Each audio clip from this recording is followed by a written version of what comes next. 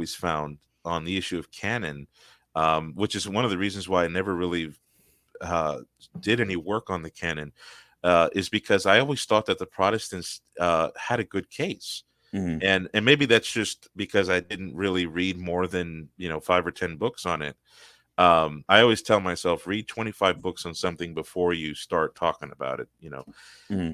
But I every time I looked into the issue of the canon, I was expecting to see, um, you know, the Protestants as having a case where it's like a chicken coop in the mouth of the Meg.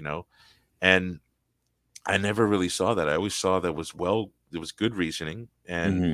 it wasn't really a front that I thought we were going to be victorious on.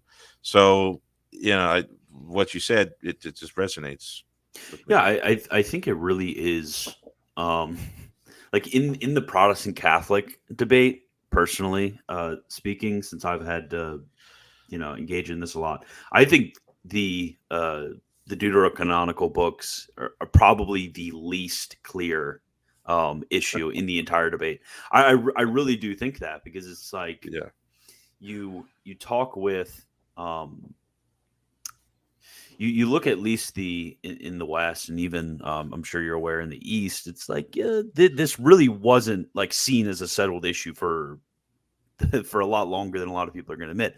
I really like the Victorines held to the Protestant canon, and then when you look at a lot of the early Reformed thought, uh, their view of the Deuterocanon is not the modern Protestant view of the Deuterocanon. They thought that the Deuterocanon was greatly authoritative. So when you put it in terms of that, it's like, could from the sources, can you put together a sort of consistent narrative of the proto canon being divinely inspired in the sense of infallibility, and then the Deuterocanon not having that level of infallibility, but still being something which is greatly authoritative in the church?